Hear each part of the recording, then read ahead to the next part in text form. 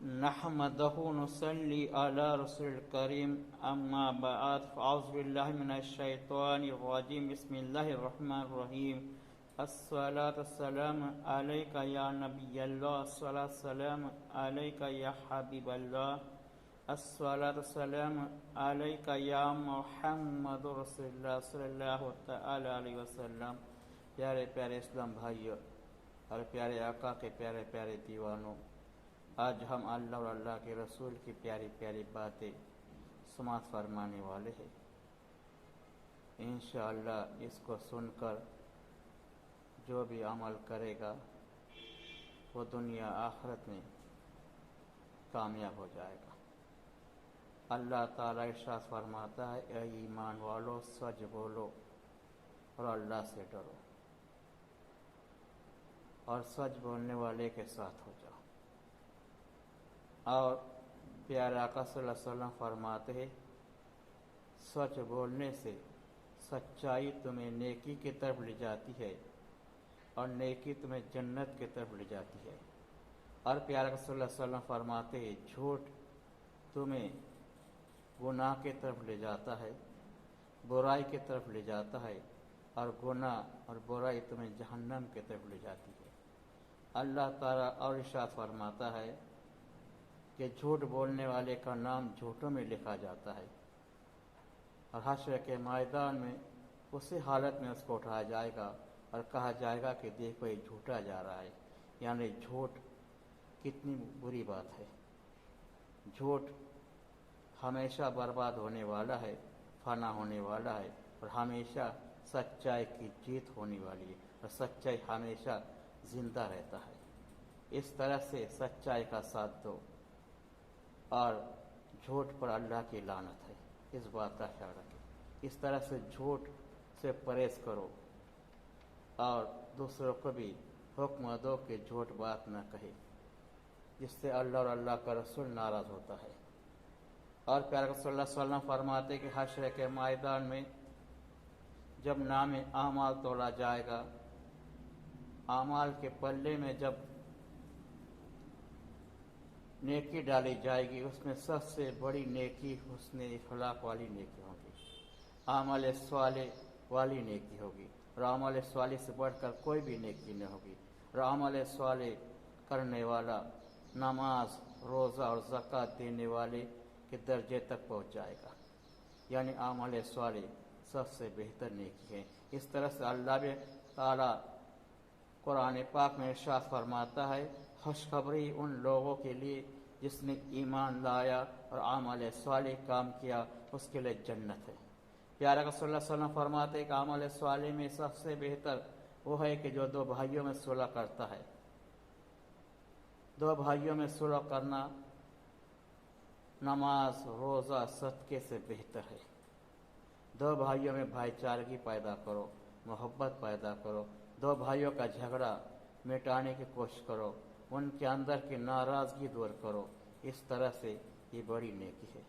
اور پیارے کا صلی اللہ علیہ وسلم فرماتے ہیں کہ آپ اپنی زبان، اپنے ہاتھوں سے کسی کو تکلیف نہ دو، اور اپنے بھائی کو دکھ نہ پہنچاؤ، تکلیف نہ پہنچاؤ۔ یعنی اپنی زبان سے کوئی ایسی بات نہ کہے کہ جس سے اپنے بھائی کا دل دکھے، اپنے مسلم بھائی کا دل دکھے، اور اپنے ہاتھوں سے نہ کسی کو تکلیف دو، نہ کسی کا مال چھینو، نہ اپنے ہاتھوں سے کسی پر جور آزماؤ، نہ کسی کو ستاؤ، بلکہ اس زبان اور ہاتھوں سے اپنا بھائی سلامت رہتا ہے، اس کو سلامت رہے اس کا خیال رکھے، وہ بھی بڑی نیکی ہے۔ اس کے بعد اللہ کے پیارے حبیب فرماتے ہیں کہ لینے والے ہاتھ سے دینے والا ہاتھ بہتر ہے۔ اس طرح سے ہمیشہ لوگوں کو دینے کا سوچو، لینے کا نہ سوچو، بلکہ ہمیشہ ہم دیں گے، یہ بات کا خیال رکھیں۔ اور پیارے صلی اللہ علیہ وسلم فرماتے ہیں کہ ایک ہاتھ سے دو تو دوسرے ہاتھ کو اس کی خبر نہ ہو، یعنی ظاہر کر کے نہ دو، اعلان کر کے نہ دو، بلکہ ایسا دو کہ دینے والا اور لینے والا جانے، تیسرے کو خبر نہ ہو۔ ایسی نیکی اللہ کو زیادہ پسند ہے۔ اور قرآن پاک میں اللہ فرماتا ہے کہ کسی کو دینا ہو تو اپنی چاہیتی چیز دے دو، جو تم چاہتے ہو دوسرے کو دے دو، تو اپنے مقصد کو پہنچے گے، اپنی مراد کو پہنچے گے۔ اور جس مقصد سے تم دے رہے ہو کہ ہمیں اس کا صلہ ملے، تو لہٰذا جو آپ چاہتے ہو وہ اللہ کے راہ میں دے دو، وہ مانگنے والے کو دے دو، تو آپ کا جو مقصد ہے وہ پورا ہو جائے گا، آپ کی جو دلی تمنا ہے پورے ہو جائے گی۔ یہ اللہ تعالیٰ قرآن پاک میں ارشاد فرماتا ہے۔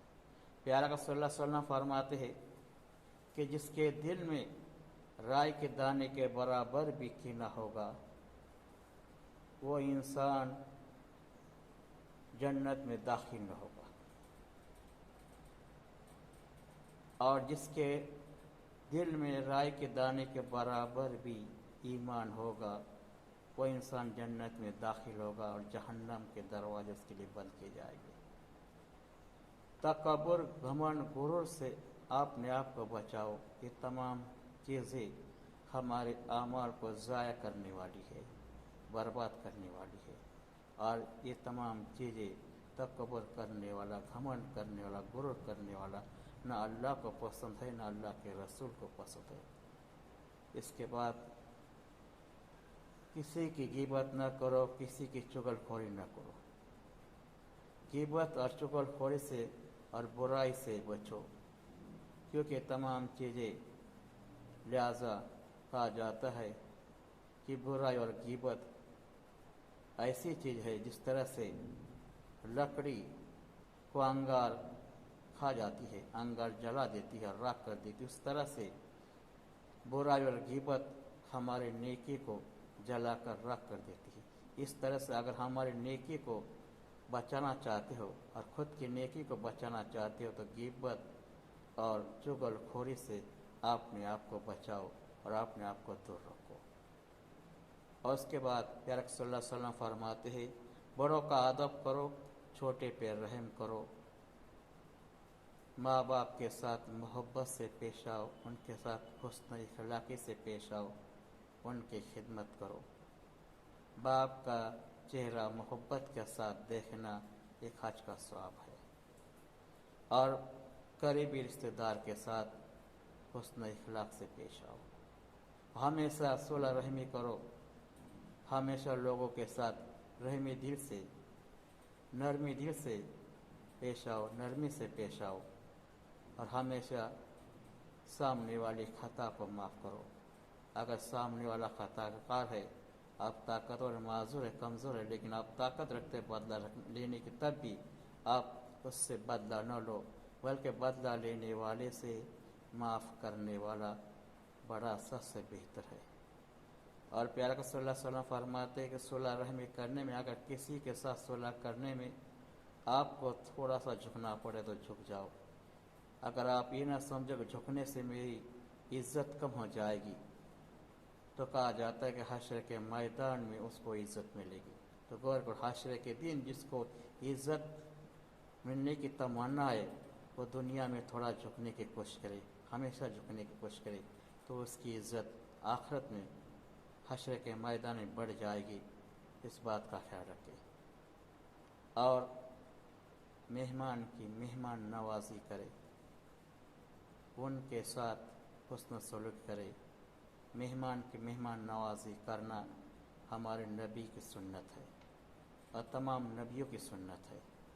مہمان اپنے گھر پہ آنا اللہ کی رحمت ہے، اس لیے کہا جاتا ہے کہ مہمان جب آتا ہے تو اس کا رزق لے کر آتا ہے، اور جب جاتا ہے تو جس گھر میں آتا ہے اس گھر والوں کے گناہ لے کر چلا جاتا ہے۔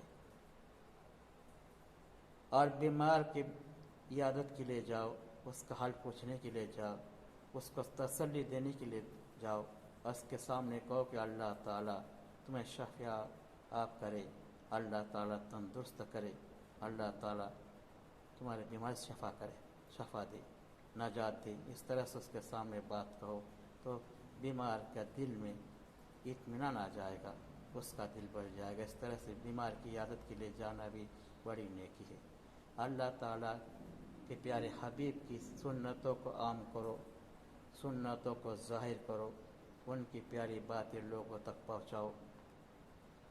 اپنے گھر میں سنت عام کرو، بچوں کو سنت طریقہ سکھاؤ، گھر والوں کو سنت طریقہ سکھاؤ، نبی کی سیرت بتاؤ، نبی کی سنت بتاؤ، نبی کو حسنہ بتاؤ، قرآن کا فرمان، اللہ کا فرمان بچوں کو اس کی تعلیم دو، تاکہ ہمارا معاشرہ صحیح ہو جائے، ہماری بچوں کی تربیت اچھی ہو جائے، بچوں کی عادات اچھی ہو جائے، اور بچہ دینی ماحول میں والا بن جائے، دین کے ماحول کو اپنانے والا بن جائے، اور ہمیشہ بچے کے دل میں خیال آئے گا کہ میں دین کی بات سنوں اور دین کی بات حاصل کروں اور دین کی تعلیم حاصل کروں۔